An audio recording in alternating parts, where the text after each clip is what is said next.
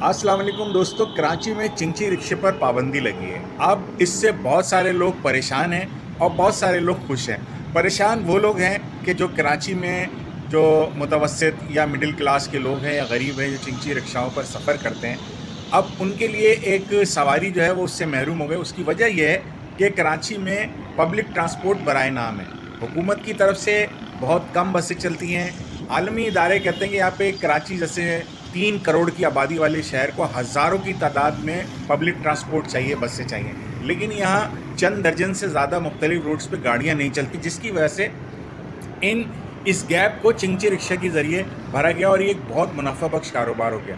लेकिन जिस तरह से कराची में आया, एक बीमारी की तरह और एक वबा की तरह फैल गया कि आप सड़कों पर देखें, आपको हर जगह चिंची रिक्शा नज़र आएगा। और रोडों पर अगर आप देखेंगे तो आम गाड़ियों से ज़्यादा जो है आपको हर जगह ये रिक्शे ही नज़र आएंगे।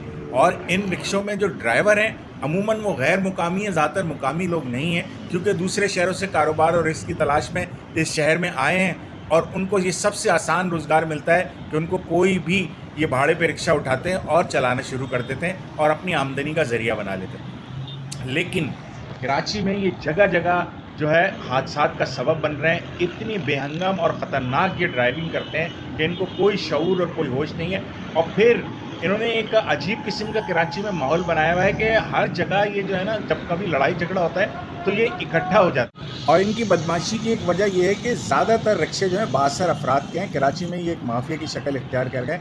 बहुत बड़ा मुनाफा बख्श कारोबार है। तकरीबन एक अंदाजे के मुताबिक जो रजिस्टर्ड रिक्शे हैं वो 60 से 70 हज़ार रिक्शे हैं, और उसके अलावा बग़ैर रजिस्टर्ड रिक्शे जो चल रहे हैं उनकी भी भरमार है। यानी कराची में, पूरी कराची में बीमारी की तरह ये रिक्शे फैल गए हैं। और आम पब्लिक जिनके पास अपनी सवारियां हैं वो इन रिक्शों की वजह से बहुत परेशानी का शिकार रहते हैं बेचारे।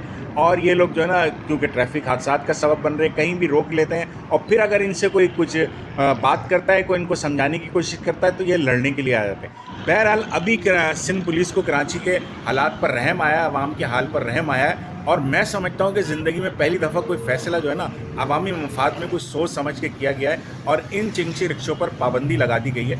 आवाम का इसमें मिला जुला रद्द अमल है। आवाम जो है, कुछ आवाम जो है जो ज़ाहिर है जिनको रिक्शे की परेशानी है, सवारी की परेशानी है, वो इसके बारे में थोड़ा बहुत फ़िक्रमंद भी हैं। लेकिन मोस्टली ज़्यादातर आवाम जो है इन रिक्शों की पाबंदी से खुश है, क्योंकि कराची शहर में ट्रैफिक रवानी से गुजर रहा है, अमन हो गया है, बहुत सुकून से ज़िंदगी गुजर रही है और रोड पे हादसात भी कम हो गए। लोगों का सफ़र का टाइम भी बच रहा है, ट्रैफिक जैम से भी लोग बच रहे हैं और मरकज़ी शाहराहों पर कोई रश नहीं होता और लोग सुबह आराम से अपने दफ्तर या ऑफिस जाते हैं और शाम में आराम से वापस आ जाते हैं।